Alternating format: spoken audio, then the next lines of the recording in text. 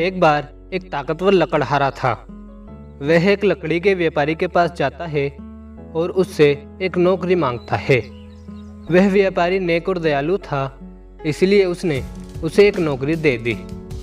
लकड़हारे को बता दिया गया था कि वह जितना काम करेगा उसे उतना ही वेतन मिलेगा, इसलिए उसने अपना बेस्ट देने के लिए ठान लिया।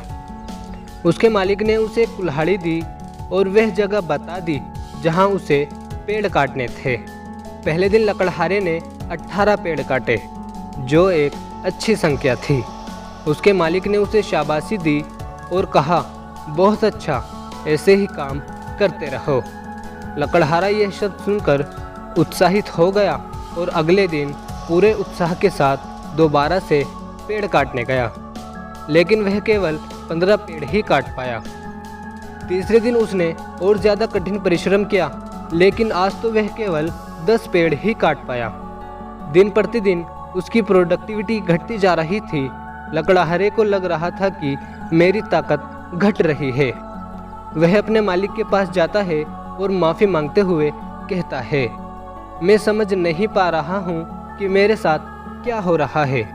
मेरा आउटकम दिन प्रतिदिन घटता जा रहा है। तुमने कब अपनी कुल्हाड़ी पर धार लगाई थी? उसके मालिक ने उससे पूछा। धार? मेरे पास कुल्हाड़ी को धार लगाने का वक्त नहीं था, लकड़हारे ने कहा। पेड़ काटने में ही मैं व्यस्त था। दोस्तों, हमारी ज़िंदगी में भी कुछ ऐसा ही होता है। हम काम में इतने व्यस्त होते हैं कि कभी कुल्हाड़ी को धार लगाने का वक्त ही नहीं मिलता। आज के संसार में ऐसा ही देखने को मिलता है कि जो जितना ज़्यादा बिजी है वह उतना ही अधिक दुखी है। और ऐसा इसलिए हो रहा है क्योंकि हम अपनी कुल्हाड़ी रूपी स्किल और टैलेंट पर धार लगाना भूल गए हैं। यहाँ मैं हार्डवर्क की बात नहीं कर रहा हूँ, बल्कि यह कह रहा हूँ कि हमें इतना ज़्यादा व्यस्त नहीं होना है कि हम अपने लिए ही टाइम ना निकाल पाएँ, ज़िंदगी की खूबसूरती के लिए ही टाइम ना निकाल पाएँ।